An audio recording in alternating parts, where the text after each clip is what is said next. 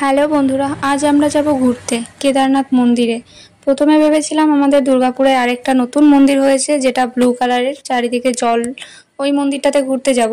তো ওই মন্দিরটা লোকেশনে খুঁজে পাচ্ছিলাম না, আমাদের একটু প্রবলেম হচ্ছিল। তারপর আবার যাদেরকে নিয়ে গেছি তাদের কারোরই 18 বছর বয়স হয়নি, তো বাইক নিয়ে যাওয়াটা আমাদের ঠিক হবে না। আমরা তিনজন মিলে গেছিলাম, আমার ভাই আর দুটো ভাগ্নে মিলে। দুর্গাপুর বয়েজ স্কুলের পেছনেই একটা মন্দির আছে যেটা অনেক পুরনো, কেদারনাথের মতনই পুরো। তো এটা এখনো অবধি আনকমপ্লিট হয়েই রয়েছে, তবুও মোটামুটি ভালো দেখতে, মন্দিরটা খুব সুন্দর।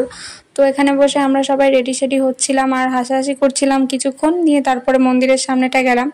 মন্দিরটা ভীষণ সুন্দর, কিন্তু এটা আনকমপ্লিট, যদি কমপ্লিট করা হয় আরও ভালো লাগবে। এই একটা পুকুর আছে, পুকুরে প্রচুর ছোট ছোট মাছ আছে।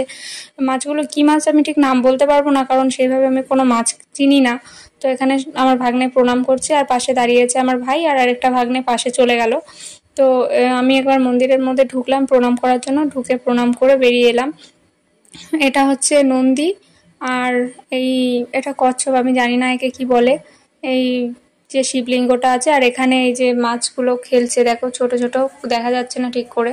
তো এখানে খানিকক্ষণ আমাদের ফটোশ্যুট হলো, ফটোশ্যুটের পরে আমরা খানিকক্ষণ এখানে ঘোরাফেরা করলাম, দিয়ে তারপরে আমরা বাড়ির দিকে চলে যাচ্ছিলাম। এটা আমার ভাই দাঁড়িয়েছে আর ভাগ্নে ফটো তুলে দিচ্ছে।